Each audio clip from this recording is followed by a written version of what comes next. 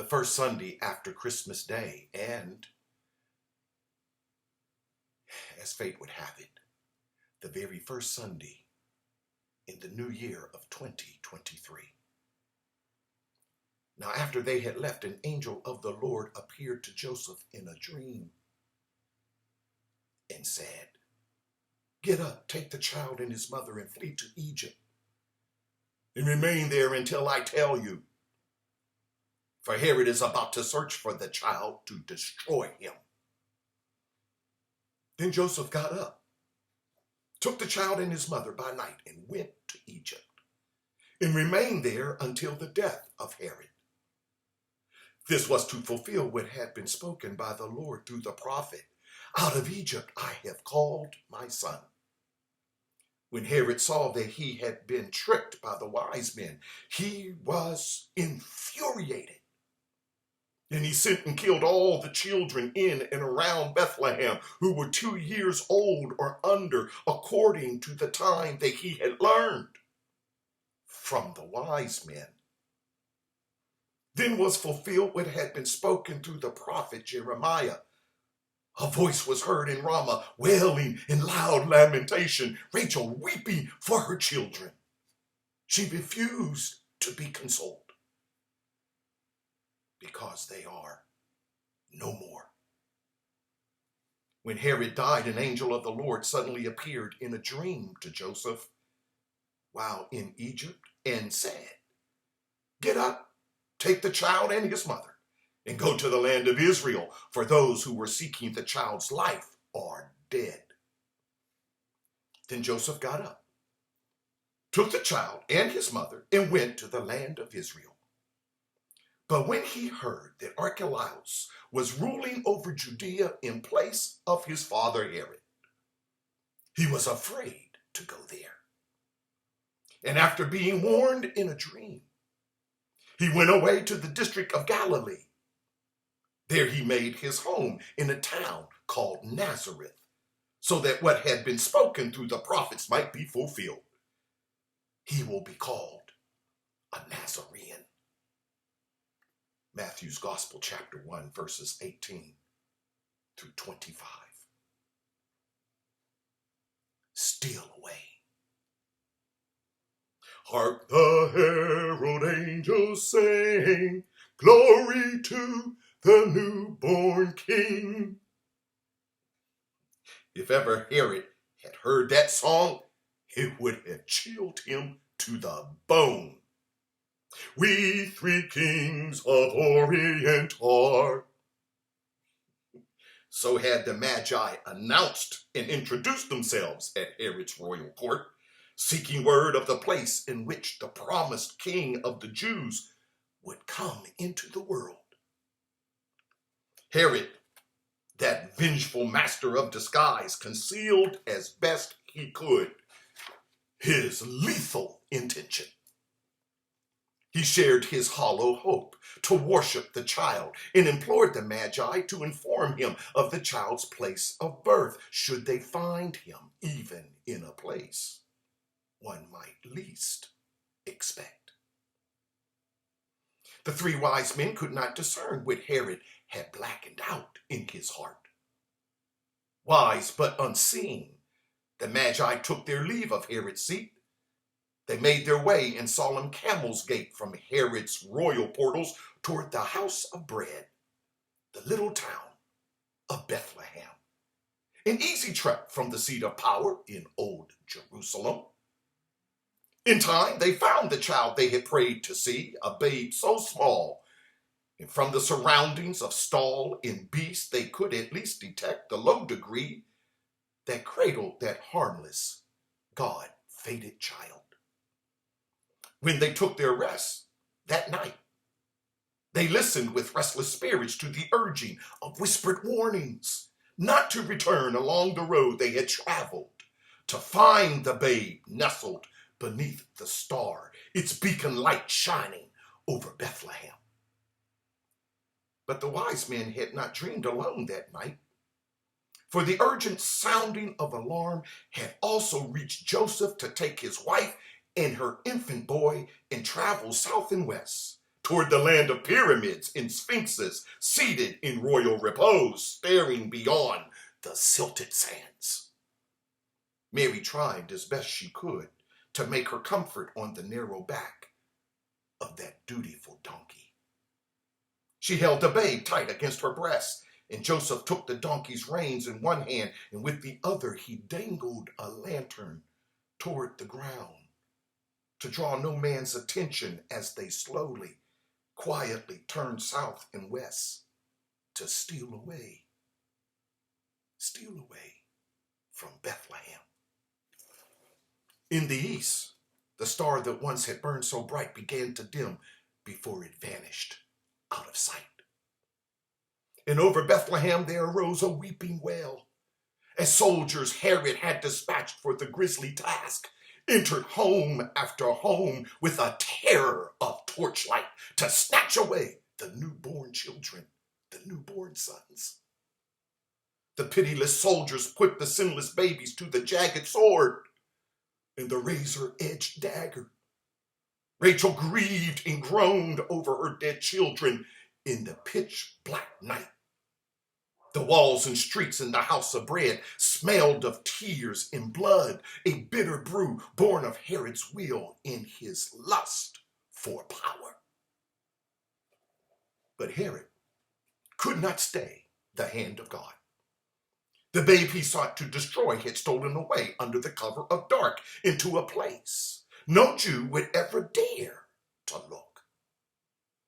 How deep must the danger of one's own home sink to force an uncertain and risk-glutted sojourn into the land of predatory animals with unsheathed claws, into a fearscape of men with war horses, chariots, and corded whips? Joseph, for safety's sake, had taken his family deep into Egypt's land. Did he go as far as the Nile? Had he traveled over stony brook and fish-flushed rivers? Did they scale treacherous hills and slip through open fields? Had he manna and quail enough for such a trip as this? Did Joseph take 40 days to traverse 400 miles from Bethlehem to Egypt's land? Matthew text does not tell, but it intimates and suggests that there is a thickness to the shadows of things unsaid. But this we know, in 3 years' time, Herod's reign will end because Herod will heed the call to join his fathers, all of them now long dead. And the babe that once suckled at his mother's breast now holds tight to his earthly father's knees to steady his chubby water-walking legs. Joseph has become accustomed to visitations in his dreams, and he has learned to trust what angels say because he has learned to recognize angels whenever and wherever they appear. With wife and his heaven-born son in tow, he returns to the land of his birth, if not the town. He decides on anonymity. He looks for a town over which no star shines so bright, a town more obscure than small, a town so negligible travelers fail to notice it, veiled by dust and smoke. I must admit that this tale we share following Christmas Day has dramatic flair, an unaverted catastrophe, not to put too fine a point upon it, of biblical proportions, and heart-stopping moments of near escape. It dares to speak of the bloody slaughter of children, and we are asking ourselves if the birth of the Christ could ever merit so high a price. Can any power ever forgive Herod's hideous sin? Can we ever grasp from his horror of midnight panic how Joseph's flight with wife and child betokens the hidden meaning of life in this brutal world? The questions rush at us in a torrent to beg of us some life-saving myth or figure in symbol. What does peace on earth, sun from the heavens, mean in one moment if the mayhem of so many babies butchered in the dark, dark days and nights follow in the next? I confess, my temper inclines to moping, to a nervousness over too much gaiety, as when we open presents on a Christmas morn, and while a steaming breakfast awaits us on a well-laid table of lace and silver. I hear that fireplace roar, and I sense the delight of joy that goes from heart to heart and from breast to breast. But somewhere in me, there stirs the niggling fear that some monstrous threat lurks in the dark places of this world. My mind summons up the ghosts of slaves and how they would undertake a dangerous and uncertain journey to slit the strangle knot of slavery. I recall the sudden decision too many abused women took to flee stealthily with their children, the wrath and menace of their deranged husbands. I see even now in distant lands how men steal away from the sound of cannon fire to take their wives and children into foreign lands to avert the loss of life. I see them return to their homes to take up arms against the invaders on their native soil. I see refugees and migrants on our southern borders, huddled there on our blisteringly cold concrete streets. And though I feel the comforting blaze of flame on my cheek and stocking feet, somewhere toward the south, a baby wails from frost and ice. I did not will any of this, but the world overbrims with hardship, woe, and disaster for so many, even while others enjoy their costly comforts of hearth and home.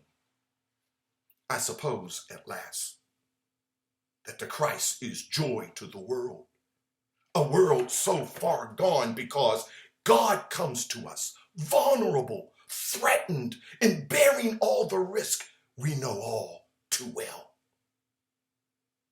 Consider how God did come, stealing away into Bethlehem.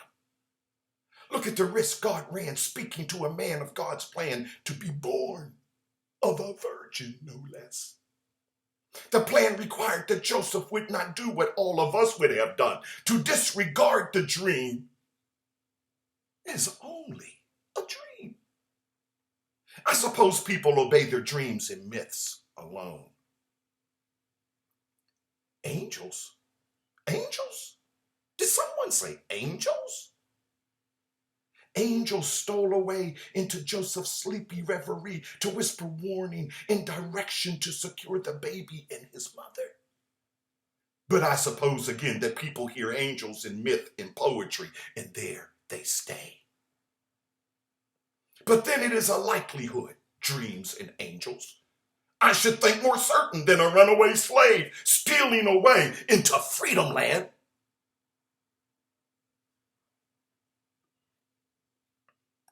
You have your mythic figures, I have mine. You give me Odysseus, I'll give you Harriet Tubman. You give me Achilles, I'll give you Frederick Douglass. I love this story of Joseph on the run against all odds because it sounds like my life and yours. It sounds a bell deep in my soul that God is on my side. That God dares to fashion joy out of the furnace of suffering. That God knows about fire and ice, about the rough and the smooth, about the crooked and the straight, about the valley and the mountains, about the earth and the sky. And more than all of that, he knows about the death and he knows about the life. Steal away, sang the bondsmen and bondswomen of yesterday. Steal away to Jesus. And why Jesus? Because Jesus' whole life demonstrated the triumph of life, light, and love over death, darkness, and despair. For let there be no doubt about it. Despair is another form of hatred. The failure to prize one's own worth makes one assault the worthiness of others. It kills babies and drives the bruised and the innocent into flight. Steal away home, sang the slave. I ain't got long to stay here. In Matthew's gospel, Joseph tended the donkey, his pack animal, to carry truck and his carriage for human cargo small and sweet. In Egypt, for 3 years' time, Joseph watered and fed that humble doe-eyed beast. He bedded him in an open field and watched as moonlight blessed his dreamless sleep. But then, one night, Joseph had a dream. He heard a voice he remembered from the time he first made way for Egypt's land. The angel said that Herod had died, that Joseph should take the toddler and the mother back into the land of David, back to the olive groves and vineyards of Israel. Joseph harnessed the donkey, that beast so true, so earnest to carry whatever holiness he could bear, and so much stronger than he looked. Quietly, discreetly, and without alarm, the four let out for home at last. But Joseph took the donkey's ear in the hollow of his hand and whispered in confidence what must come next. They would not stop in Bethlehem, nor would they pass through Jerusalem. Joseph spoke so that only the donkey might hear. We must steal away into Nazareth, steal away home. We ain't got long to stay here. The donkey lowered his eyes and snorted his consent. How easy is it for donkeys to steal away? In broad daylight, no one pays them any mind at all. I think donkeys make for good Christians.